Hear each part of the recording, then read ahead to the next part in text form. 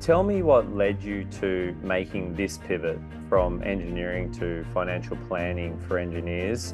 I remember sitting in the back of the car in dead silence, and I was reading the book Think and Grow Rich by Napoleon Hill. And what hit me in the moment was that I could do anything, and there wasn't really anything holding me back other than just myself. And so that was a really pivotal moment for me of kind of having that realization.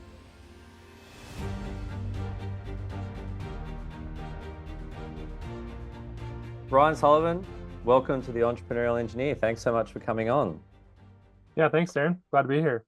Yeah. So tell me right now, if you could sum it up in a short paragraph or a sentence, what mission are you on right now, and what gets you up in the morning?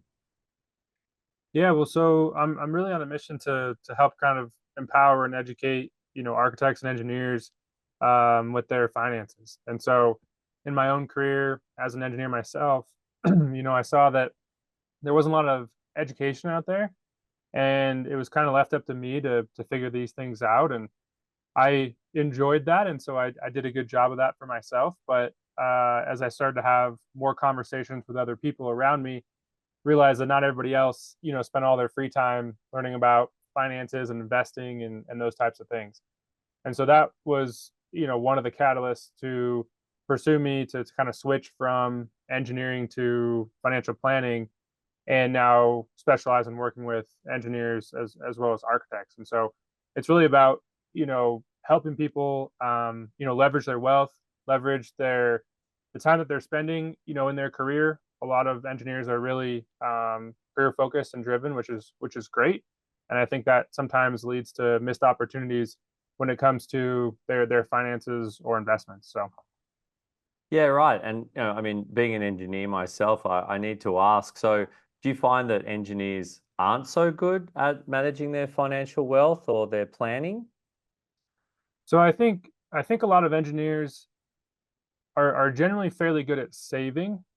I think that they, kind of understand the importance of saving, and they do a decent job of, kind of managing their cash flow and sort of that piece. I think where a lot of engineers struggle is a lot of them have what I would call like a scarcity mindset, as well as they're a lot of times fairly risk averse. And I think that comes from just sort of our training and education as engineers. We're always looking to have a safety factor or a margin of safety, and when we run calculations, we always round down, and we're always trying to be really conservative with our estimates. And so I think that those things kind of lead into how they approach managing their finances and their investments. And so I think what happens is they struggle to sort of take risks or to move into areas that they're less familiar with. And so if they're not willing to or don't take the time to kind of educate themselves, they have a really hard time, feeling confident or making a decision to pursue a particular investment. And so I think that's where there's some missed opportunities. And so, time goes quick, and pretty soon the thing they were going to do this weekend turns into next year, and now it's 5 years later, and all of a sudden, they've maybe missed out on some opportunities. Yeah, it's funny because I do reflect because I know that there's engineers and some project managers out there that would manage millions and millions of dollars in terms of big projects, value engineering, estimates, cost estimates, and the like. And then you look at them and their personal finances, and it's all over the place. No real plan, no program, maybe a spreadsheet if you're lucky. Um, yeah, that must be very hard to navigate and then shine a light on those processes that it sounds like you're bringing to their own financial freedom. Yeah. Yeah. And you bring up a good point. I think a lot of times, it's not that engineers couldn't necessarily figure this stuff out. I mean, engineers are pretty smart. We're good at solving problems. I think it has more to do with, where do you want to spend your time and where do you want to spend your energy? And so I think, when you're doing those types of activities for your day job, and you're putting all this time and energy in, it's hard to sometimes want to do that for yourself, on the weekend or in the evening.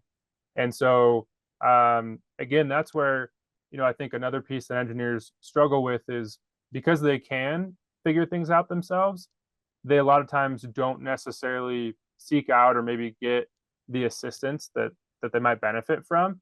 And so I think there's a reservation, one, because like, is it really worth it? A lot of engineers maybe don't like to spend the money and they don't see kind of the value proposition there. But at the same point, if it's something that you just kind of keep kicking the can down the road, and you maybe don't have the confidence to really dive into something like you need to, again, there's potentially some missed opportunities. Mm. So, I mean, obviously, you are an engineer. You studied engineering, and I talk a lot about making a pivot in a career.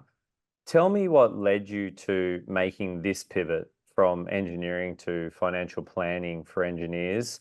What made you, and if you can go back and think about what happened at the time, what made you make that pivot, and how did you do it? Yeah. Well, it's a bit of a long story. It took me a while to really kind of get all the way there. I think back to sort of what I was saying about engineers and that scarcity mindset. I know for me there was definitely a lot of sort of fear, wrapped up into to making a leap like that. But what it really started, probably when I was about 23 or so. I'd been working for a regional architecture engineering firm doing mechanical plumbing design for buildings for about a year and a half or so. And I was on a site visit trip with a couple senior engineers. We're headed down to Wyoming. And I remember sitting in the back of the car in dead silence. There was no radio, no conversation, no nothing, just silence. And I was reading the book Think and Grow Rich by Napoleon Hill. Yep. And I remember just like having, and I'm not a very emotional person, I don't really cry that much, and I've often been called a robot. Um, Ah, but I just remember having this kind of breakdown in the back, and I'm trying to be as quiet as I can because I don't want these guys to like hear that I'm just sobbing. And what I had read was, or I guess kind of the epiphany that I had was really, I mean, the title of the book, Think and Grow Rich. And what hit me in the moment was that I could do anything, and there wasn't really anything holding me back other than just myself. And whatever I wanted was entirely possible. I just had to work for it. And so that was a really pivotal moment for me of kind of having that realization of like, well, what do I want? And whatever I want, I'm going to go after it. And so what that led into was I realized that I didn't necessarily like the career path I saw in front of me. Um, my boss and his boss I sat right next to, who was the head of all the mechanical engineers for the whole firm, like a 400-person company. And he complained about, not having enough money, not having enough time. He couldn't go to the gym. He couldn't pay for his kids' college, these different things. And I was like, I don't want that. And I also wanted primarily just the flexibility and the freedom to kind of control my own time and to control my own income. And so I quickly realized that, how hard I worked had nothing to do with how much I was going to get paid, because, I had to fall into their salary bands, and, it had to do with other people. And so this started kind of me questioning just my path and what I was doing. And initially, I looked really hard into investing. I In high school, I had discovered the stock market game, and so you had some fake money and you invested in some stocks and kind of saw what happened. And I just was fascinated by this concept of having money make me money. yep. And so I don't know how many times I googled that, like, how can I make money from my money? And so I wanted to figure out how to do that. And what I kind of realized was that, you sort of need to have a decent chunk of money in order to really make a huge difference. Investing is a lot more to do with kind of sustaining your wealth and sustaining your purchasing power, as opposed to just, getting rich quickly. And so the next piece I discovered was really entrepreneurship and business. And that was a way to have more control over my income, have more control over my time, and potentially, build something that could be valuable and accrue, some wealth that then I could then use to basically invest. And what's funny is, when I was going to college for engineering, my mom was like, "Oh, you should take some business classes." And at the time, I was like, "Ah, business, that's for the stupid kids." And so I didn't take any business classes. And then all of a sudden, I was like, "Oh, wow, there's like this whole world of entrepreneurship, and that seems pretty interesting." So that started this like long journey of trying to figure out what that was going to be. And originally, I tried to start a couple little businesses, but that didn't really go anywhere. I tried to become a business consultant, but I didn't really have any experience and I didn't really know what I was doing. So that didn't really go anywhere. I tried to buy some businesses. Again, I didn't have a ton of money and that didn't really go anywhere. And so eventually I got an opportunity to start an engineering department. And so I went and started a department at a mechanical plumbing contractor. And that gave me kind of the experience and like the business side that I was looking for. That company eventually got sold and purchased by a larger mechanical plumbing contractor. And then things there, weren't quite the same or what I had hoped. And so eventually I ran into this guy at the store that was a financial advisor that used to be an engineer. And so we really hit it off and we started having lunch, grabbing drinks every month, every other month. And so he kind of helped sort of show me what it was like. And so that kind of piqued my interest. And so eventually kind of all these different things came together and was like, you know what? I think this makes a lot of sense. It takes my background, my experience, what I enjoy doing. I like the business model. I like all these different possibilities. And ultimately that's what led me to launch Off the Beaten Path Financial. Yeah, wow. I mean, so many things there, so many takeaways from, working for the man, seeing your boss and your manager who, wasn't happy, who didn't have a plan, who didn't have what he wanted, understanding what it's like to be in a culture like that as well. And there are a lot of people who are in that situation right now. And, I'm sure there's some who are listening who are going, okay, wow, like I am limited by my own belief. I am limited by what I am doing in the moment. So to see you be able to break free from that, and sounds like you had a few failures on the way. You tried some different things, but to get where you are now is an amazing accomplishment. So congratulations. Yeah, thank you. I appreciate that. So tell me, with, being a trained engineer, you talked about your background, you talked about your experiences, and obviously with your mindset, but as an engineer, how has that been able to prepare you for your journey in entrepreneurship? Yeah, I think, one of the biggest lessons I learned as an engineer, and it's something that I taught, the engineers that I managed, was that you're never going to have all the answers. Like there's just too much to know in engineering. And so the real skill is to know how to find the answer. And that was what I was really good at, was being able to quickly and find the answers that I needed. That coupled with just really good problem solving skills. And I think that those two things are really universal. And so I tell, I get pushback from people I'm talking to of like, well, do you really know what you're doing? Like you haven't been doing this that long, and like, what's your training and your education and all these things. And I think that's why I like working with engineers too, because they understand kind of the rigor that's required to be an engineer. They understand kind of the universality of those skills. And it's really comes down to solving problems and finding answers. And when it comes to, financials and investments, it's the same thing. And so it's just a little bit different problem, but those same skills apply.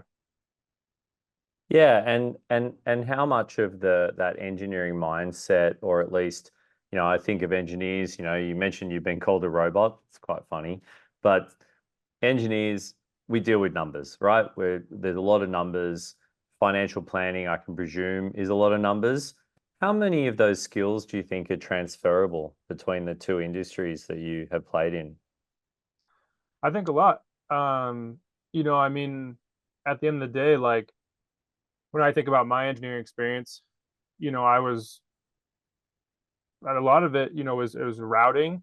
So it's, how do we route these duct and piping systems through the building, which is just kind of problem solving. It's, doing calculations and kind of analyzing different situations. And financially, it's really similar. You get someone's kind of information and data, and that sort of paints a picture as far as where they're at. You ask them questions and you kind of figure out what people's aspirations are and what they're trying to do. And now you have point A, point B, and then you just kind of figure out the path in between. And, like, I've always liked, money and kind of dealing with money. I really like numbers. I like Excel and spreadsheets. And so it's just like a unique way to kind of take those same skills and apply them to a different type of problem. Yeah, it almost sounds like, and maybe I'm being a little bit verbose, but each client is almost like a project. Yeah, You've got your project brief, you've got your scoping, you've got your plan, your Excel, you've got the goals, and you're working through how you're going to get to a certain outcome. So I could see how that could be broken down into, an A to B into 5 or 6 steps relatively easily. exactly. Mm.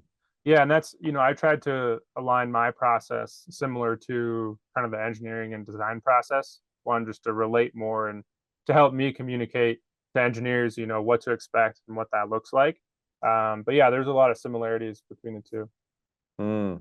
So tell us a little bit about Off the Beaten Path. I can see your little banner back there. That's really cool. Give us a little bit of an insight into that, what you're doing, who you're helping, and maybe just where you're at in your current adventure and entrepreneurship. Yeah. Yeah, well, so our specialty is working with engineers and architects, and then kind of beyond that too, in particular firm owners, and so especially people kind of in the middle of their journey, that have kind of established but are looking to kind of take things to the next level. And so I think a lot of people get to a point where they're like, okay, I kind of have the basics checked. I'm sort of stable, but like, what's next? And how, am I optimizing my situation? Am I making the most of the money and the wealth that I am creating? And so, I have a little bit different kind of investment approach. And this was another sort of catalyst for me starting my own firm, was that in my own journey, I had talked to other financial advisors, and I didn't really totally agree with some of the things they were saying, or was also like, oh, I could probably do that better. And so that led to my own kind of research and development.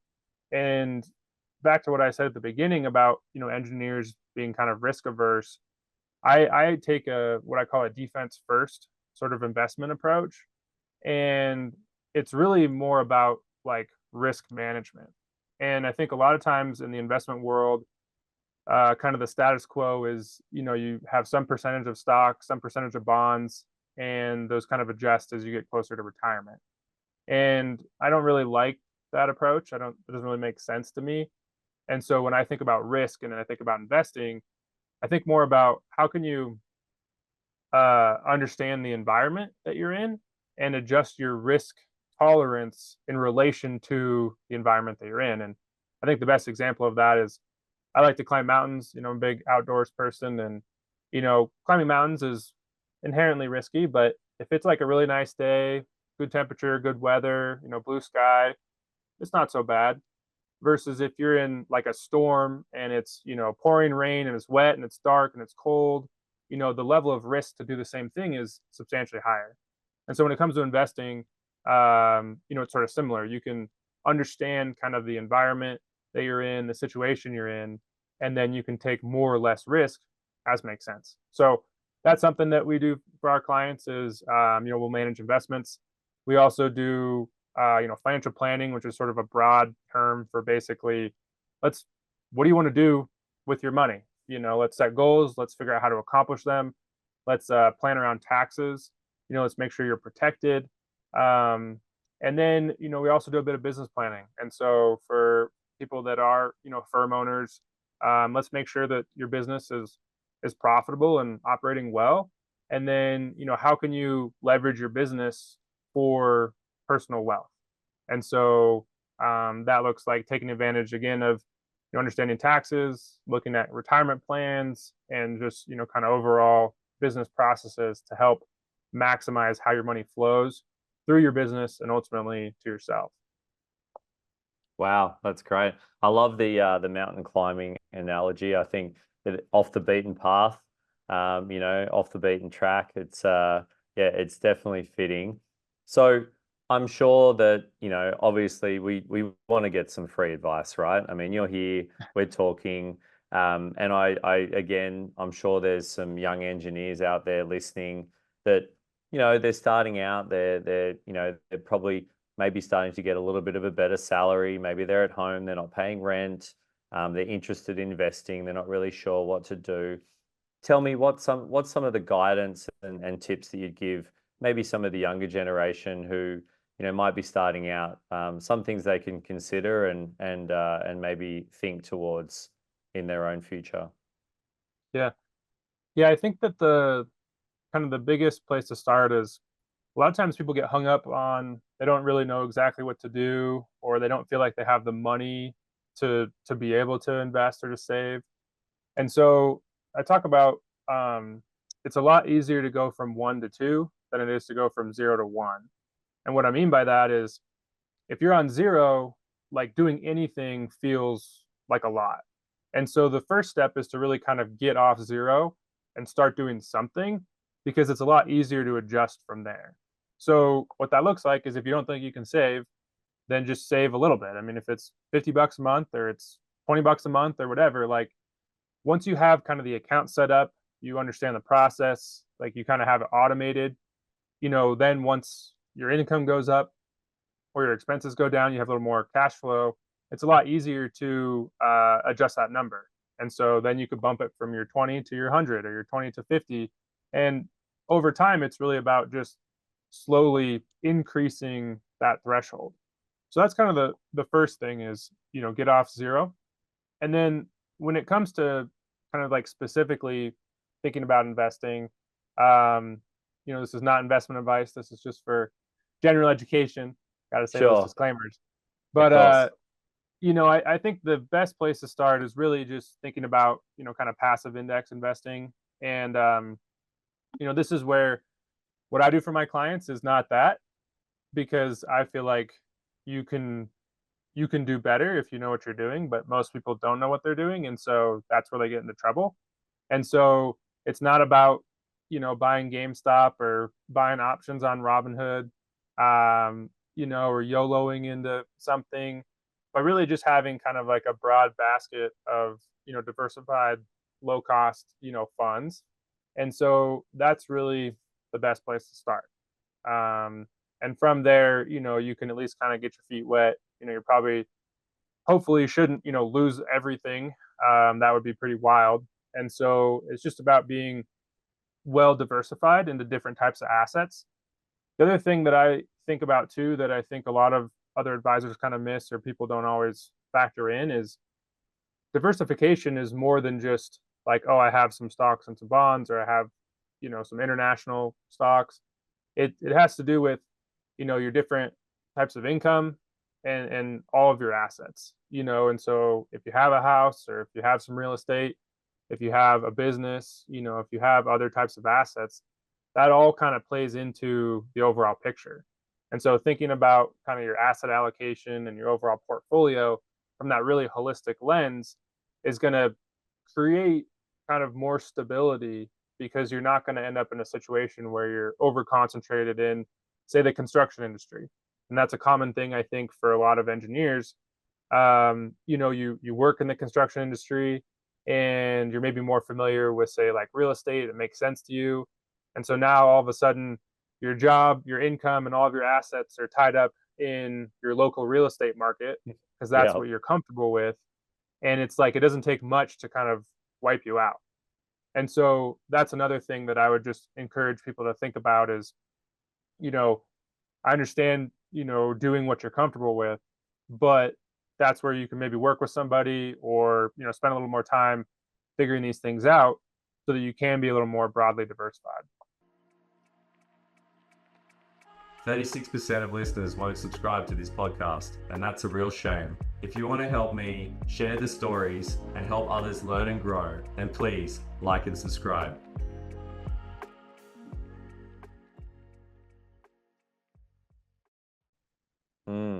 Yeah, it's great.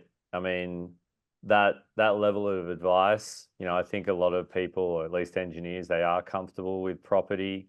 They are comfortable in construction, or maybe sometimes even tech a little bit. Like I feel that most engineers, like something like electric vehicles or robots, there seems to be this stereotype about that, but to try and maybe break that and look a little further afield is really solid advice.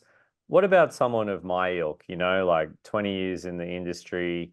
I'm just doing whatever. Maybe I don't have a planner. Maybe I have one.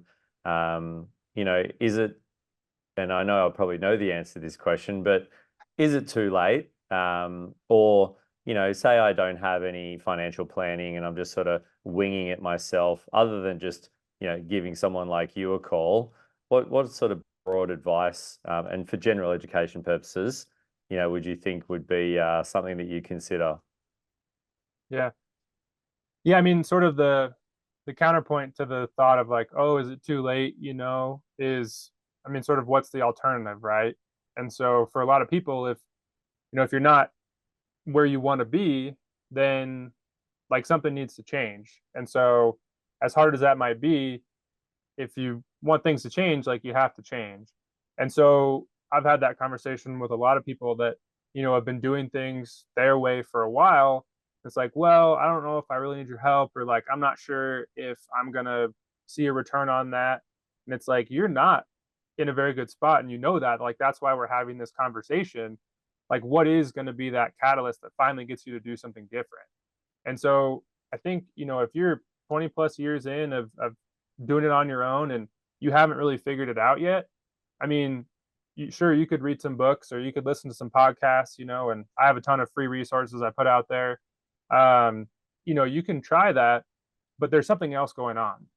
And I think that when it comes to money, when it comes to finances, a lot of this is really kind of embedded psychologically. It's how we were raised, it's the environment we were in, and all of that kind of leads into how we think and the decisions that we make. And it's really difficult, I think, to move beyond that purely on your own, because it's just you don't even really realize when you're doing it. And so I think for those situations, that's where bringing in a third party like an advisor or a planner can be a big help, just to help come up with some ideas, provide that accountability, and get you to think about things a little bit differently. Um, and so honestly, that's if you haven't made much progress, that's probably the best place to start. If you're someone that has done a pretty good job and you have saved and invested well and like you feel pretty comfortable, there's a pretty big difference when you start to withdraw your assets as opposed to save assets. And so it's a huge mental shift. And if you usually the people that are really good at saving are really bad or really struggle when they try to withdraw their assets when they get to retirement or around that point. And so again, engineers, like, we like to have numbers, we like analysis, we like to understand the situation. And I think that it's hard to do that sort of on your own without kind of the robustness of understanding the industry, the options, how to do the analysis, all those types of things. And so getting a solid plan is going to really provide kind of that peace of mind and that confidence to know what you can and can't do. Like I've had some conversations recently with some engineers that are in a pretty good spot financially, but they really struggle with like they they always lean towards, kind of saving their money or not spending, and that has an impact on their spouse and their family, because their wife maybe wants to take that trip and go to Disneyland or do these things, and they're like, well, I don't know if we should do that. And the thing is, they don't really know if they can or not. They just are always kind of erring on the side of caution. And so I think what a formalized and kind of strong financial plan can do for you is it helps give you the awareness and the confidence to make those decisions without having to kind of dwell on it or feel stressed or anxious, and you just know what you can and can't do and if it's going to derail your plan or not. Mm. Yeah, I mean it's it's great advice to have that certainty and confidence. I think a lot of the decision making, at least throughout your life, it needs to be based on data. There is a lot of, you can go with your gut and this feels right and the pros and cons, but the data doesn't lie. And I think you're right. If you have that plan in place, that will, it will give you the data to be able to make an informed decision. So tell me, how often should someone audit their finances? Is that like a yearly thing? What's your recommendation on that? I know we're diving into this a little bit, but I think it's really helpful for the listeners because a lot of people and engineers at least, like I don't see them really out there talking about this stuff. I think that in itself, engineers aren't really out there and talking about their finances. Maybe maybe the finance guys are, the investors. I see that among my circles. Tell us a little bit about that, auditing finances, and maybe even how, as an engineer, would you suggest to be able to open up to others about finances and those conversations on investing? Yeah. Yeah, I think, you're onto something there. And I was just presenting at a engineering conference last week, and um, I and in my own experience, I don't feel like there's a lot of open dialogue or conversations about that. And I think, engineers have a bit of a sense of pride in, who we are and what we do. And what's interesting to me is, when I have conversations one on one with engineers, a lot of them will fully admit to me, like, hey, I don't have the best handle on this stuff, or I know that I'm missing out on opportunities, or I've just been dragging my feet on making this change or making this progress. And so um, I think it's just I don't know, we don't really want to share that with each other. And so I think that when there's someone that can kind of help you, or that's what they're used to talking about, I feel like that kind of opens the door to have those conversations. But when it comes to reviewing or auditing, I mean, I think there's different levels of that, right? And so I think that once a year is a good kind of interval for like a kind of a holistic, overall sort of review. And so that's like, okay, what am I invested in? Does that make sense? Am I maximizing, as much as I can, kind of my retirement contributions and these different tax advantage accounts? Am I taking advantage of that? Every year when, at least, in the US, we've got like benefits enrollment and those things, you kind of get to revisit some of those topics. And so it's always good to kind of understand that the uh, contribution limits change every year. And so, oh, those got updated, so I should update my contributions. Or, oh, these options from work, the retirement plan are different. Let me revisit that. Um, and then, I think that tracking like net worth is probably one of the easier or best places to start for people. And that's just, looking at what are your assets, what are your liabilities, and subtract those. And that's an easy way to kind of watch your wealth grow. Hopefully it's growing. Hmm. Um, and so I think tracking that on like a quarterly basis is a good interval. You can maybe do twice a year, or if you really want to, just once a year. But I like tracking that quarterly. That gives it it helps you feel good when you kind of see that number going up. And even though maybe like day to day is a little more difficult, or you feel like you don't have the money that you want or these things, on that little bit longer time scale, like the saving and investing that you're doing should hopefully be growing and compounding. And so I'd recommend that. And then I'm a big fan of having like an automated cash flow system is what I call it. And when you do that, you shouldn't really have to monitor your kind of day-to-day finances very much. And so, for me personally, I mean, I probably look at it, I don't know, once or twice a month, maybe, just to kind of double check where things are at. But in my mind, the whole goal is to set up your finances in a way that they can run pretty much on autopilot. And you're just kind of double checking if there's some anomalies or, maybe you took a trip or there's something weird that you need to do something with that. Um, so I'm not a big fan of kind of checking things on a really constant basis, but I do think like on the bigger scale, having regular check-ins to track your progress and then kind of do like an annual review can be really valuable to just kind of keep tabs on things and make sure that you're not, missing opportunities. Indeed. No, no doubt. I mean, that's very, very sage advice. And I'm sure there's a lot of engineers out there that are listening going, yeah, okay, automation, checking in, just let it almost like a set and forget. I mean, that sounds definitely a solid plan.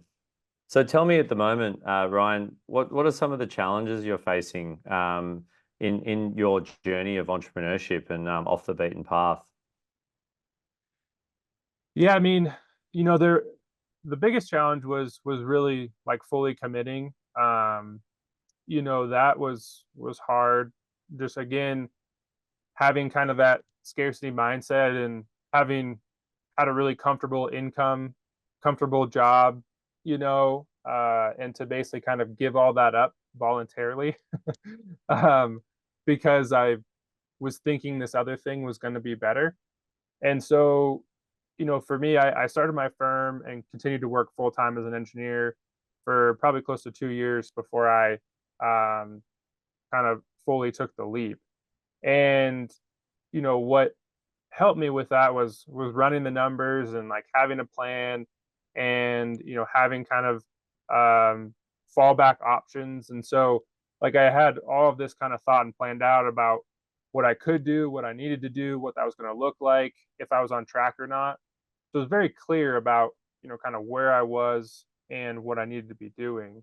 And so that was definitely one of the bigger challenges of just kind of committing to that. And I think a lot of engineers struggle with that of, maybe they kind of have this side business or the side hustle and they want to do that. They see the potential, but it's so hard to kind of give up the steady paycheck from the job. Yeah, I mean, it sure is. So I mean, you sort of talked about it and that moment, that epiphany, the pivot. I mean, now if you look back, I mean, are you going, I'm still at the formative moments of this journey. Where do you feel like you're at and can you see that vision in front of you? Yeah, I mean, I would say that probably one of my biggest strengths is that I've always had a really, really strong and clear vision of what I wanted. And I've had the confidence in myself to know that I was going to do whatever it took to basically accomplish that. And so, from that story I told earlier, kind of that pivot moment, it was about 10 years before I actually launched this business. And that was a long time. And I didn't Yeah. really know how that was going to play out, but like you kind of said earlier, I was trying a lot of different things. I was looking for different options. I just never really felt really good about committing to any of them until I stumbled on the financial planning, financial advisor world. And so where that's kind of led me to now is, I'm still in the earlier stages of growth in my business. I feel like things are really starting to click, and so that's exciting to see. And again, like I just have a really clear vision of what I want it to be and where I'm going. And so it makes it easy to to sort of just keep working at it, right?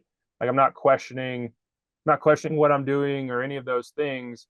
And all of the work that I've done over the years and all the things I've learned and all of this is just all sort of coming together in these different ways to help um, to help me kind of make the right decisions as I kind of, navigate entrepreneurship. Mm, yeah, I love it. So just tell me, can you please provide just your one golden nugget, that piece of advice for all of the engineers listening out there so they can, now just take this away, write it down, make sure they take a note. Can you just give us that wisdom that will set forth their journey in financial freedom? I think that, when it comes to financial freedom and those things, I mean, it maybe this sounds obvious, but you have to know what it looks like and where you want to go. And I guess the caveat to that is it doesn't have to be that specific. Like I know that's kind of contradictory, but you just have to know what the general direction you're trying to go is. And so for me, that was I wanted control of my time and I wanted control of my money. I wanted to be able to um, not have a cap on my income, and I wanted to have optionality and flexibility with how I spent my time and what I was doing. And so that's kind of the first step is like defining what that is for you. And then again, kind of back to like the taking a risk piece and that element is, you know, understanding like what are the real like what are you scared of, and like what are the consequences, and then how can you protect yourself from those. And so for a lot of people, trying to take that entrepreneurial leap, it's really about understanding like what do you need to do to get comfortable and confident to actually be able to take that leap. And I think that's the part that people sometimes miss is they either just go for it and then that either works out or doesn't, or they're just so kind of cautious or concerned about like the other side that they never do it. And the piece that's missing is like just kind of stopping and thinking and analyzing, about the different possibilities and sort of creating that plan. And now that gives you something to shoot for. And so if you want to start a business, like that doesn't mean you should necessarily start a business tomorrow. And it doesn't mean you should wait 20 years to start a business. It means you should probably figure out in the next 6 to 12 months, like what do you need to do to start a business? And that allows you to kind of make that forward progress and feel like you're moving forward towards something. And then, you know, I mean, I'm blown away by the goals that I've set and like how well I've actually accomplished that stuff and been able to execute. And I think it's because I've I've known what I'm working towards and I've put it front and center and I just keep going in that general direction and eventually, it kind of works itself out. And so that's what I would tell people is figure out not necessarily what you want to do, but figure out what you need to be comfortable to actually go do that thing and then start working towards that. And the rest will kind of take care of itself. Yeah, again, it sounds like a project plan 101, from that whole like define, understand the risks, plan and program, check and audit, implement. I mean, yeah, I mean, it feels like everything we're talking about is just this replica of everything you learn at uni or in project management. Um, so it's really nice to know that at least in some of your clients and, the engineers listening, that this isn't rocket science. This is just following a project plan, but it happens to be for your own personal finances, which, I think there's a little bit of beauty in that. Because I know doctors would just be like, oh, I've got no idea what you're talking about. Maybe you break it down into an operation, I don't know. But yeah, there's definitely some beauty in there. So Ryan, mate, thank you. I really enjoyed that. I got a lot of takeaways from that. I know now, what I need to do. I'm sure there's a lot of other people who have taken some notes and thought about, just their own situation and their finances. I think you're right. A lot of engineers miss out on that and don't actually um, I don't think they take enough time. I think you mentioned about time and energy. I don't think a lot of engineers take that time to take a moment. And for the young engineers out there, compounding interest, setting up your plan, doing that early in your career. I was fortunate enough to do that when I was young. And I think that for me is one of the biggest takeaways is to, as a young engineer, seek the advice, find a planner, find an advisor, find those peers that can help guide and mentor you. So for that, I'm very happy to have you on, mate, and thank you so much for coming on and taking the time. Yeah, I appreciate it, Darren. It was a great conversation. So thanks for having me on. No problem. Now, I presume we'll drop a link to your LinkedIn. Is there any other way that people can reach out to you if need be? Yeah, so I'm pretty active on LinkedIn, Ryan Sullivan PE. I'm also on Instagram at the same and Facebook too. My website's OBP Financial for Off the Beaten Path Financial. And yeah, feel free to shoot me an email or reach out. I love talking to people about this stuff. It gets me fired up. So don't be a stranger. Awesome, mate. Thank you so much. And yeah, I look forward to seeing more content from yourself, and hopefully you can set the financial freedom for many engineers to come. That's the goal. Awesome, mate. Thank you. Thank you. Thanks so much for listening. I really hope you enjoyed that podcast. Please like and subscribe. It helps us reach so many more aspiring engineering professionals and entrepreneurs. You can find us on LinkedIn, Spotify, and YouTube.